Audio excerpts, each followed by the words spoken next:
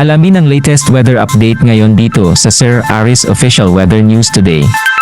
Sa kasalukuyan nga ay shear line. Ito yung salubungan ng hangin galing sa northeast, pati na rin yung mainit na hangin galing sa silangan.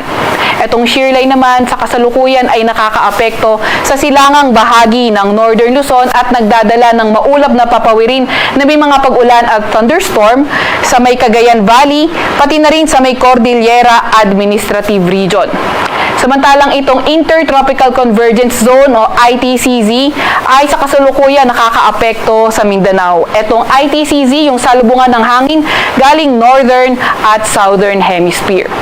Ito ring ITCZ ay nagdadala ng maulap na papawirin at mga kalat-kalat na mga pag-ulan, pagkidlat at pagkulog sa Davao Region, Caraga, Northern Mindanao, sa may Siquijor, sa may Southern Leyte, Bohol, pati na rin sa may Basilan, Sulu at Tawi-Tawi. Kaya yung ating mga kababayan na inuulan ng mga nakaraang araw pa ay pinag-iingat nga natin sa mga banta ng pagbaha o hindi kaya pagguho ng lupa. Para naman sa nalalabing bahagi ng ating kapuluan, fair weather conditions tayo. Subalit dito sa may Ilocos Region, asahan natin yung tsansa na mga may hinang pagulan at sa Metro Manila at nalalabing bahagi na ating kapuluan, mga tsansa naman ng mga localized thunderstorms ay posible. Yung ating mga kasamahan sa Regional Services Division patuloy na maglalabas ng mga thunderstorm advisory, rainfall advisory o hindi kaya heavy rainfall warning kung kinakailangan. Sa kasalukuyan rin ay wala tayong namomonitor na low pressure area or bagyo sa loob or malapit sa ating Philippine Area of Responsibility. Para naman sa lagay ng ating panahon bukas, asahan pa nga rin natin yung shear line na makakaapekto sa may Cagayan Valley, pati na rin sa may Cordillera Administrative Region, pati na rin sa may Aurora. Sa nalalabing bahagi naman ng Northern Luzon, particularly sa may Ilocos Region, asahan naman natin fair weather conditions na may mga tsansa ng mga may hinang pag-ulan. Sa Metro Manila naman at nalalabing bahagi ng Luzon, asahan naman natin patuloy pa rin ang partly cloudy to cloudy skies condition na may mga tsansa ng mga localized thunderstorms. Agwat ang temperatura bukas sa Metro Manila, 23 to 32 degrees Celsius. 16 to 23 degrees Celsius sa may Baguio, 21 to 30 degrees Celsius naman sa may Tagaytay. 24 to 30 degrees Celsius sa may Lawag, 23 to 29 degrees Celsius sa may Tugigaraw at 26 to 32 degrees Celsius naman sa may Legazpi. Agwat naman ang temperatura sa Puerto Princesa ay 26 to 32 degrees Celsius at 26 to 33 degrees Celsius naman sa may Kalayaan Islands.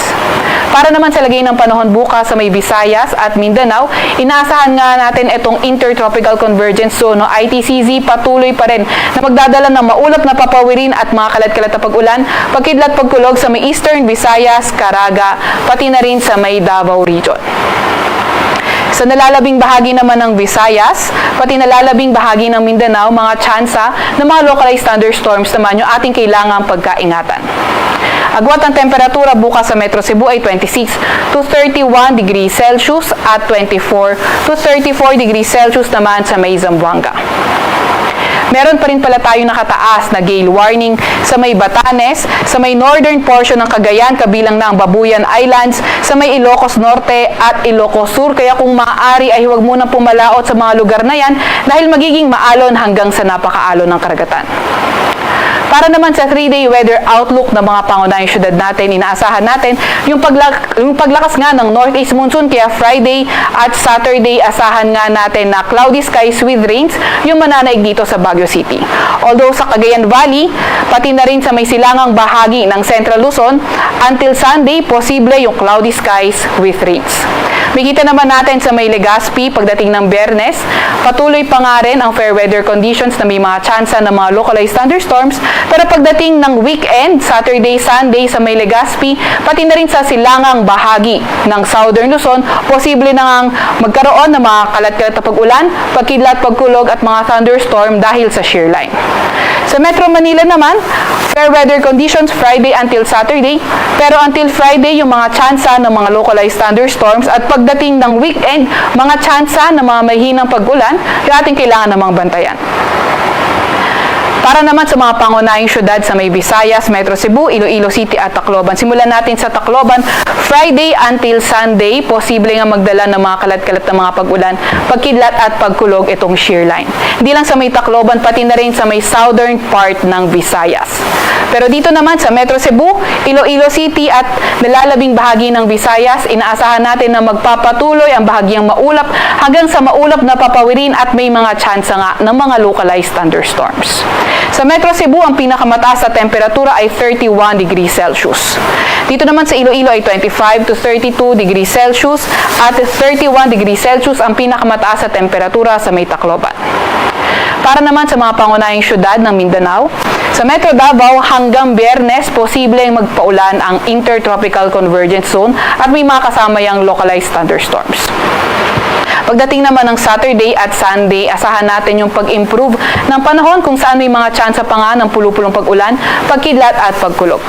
Sa Cagayan de Oro at Zamboanga City, inaasahan natin na magpapatuloy, partly cloudy to cloudy skies, may mga tsansa ng mga localized thunderstorms. Although hindi naman natin din niro-rule out yung tsansa ng Intertropical Convergence Zone na posible pa rin na magpadala ng mga paulan at mga thunderstorm sa iba't ibang bahagi rin ng Mindanao sa mga susunod pa rin na araw.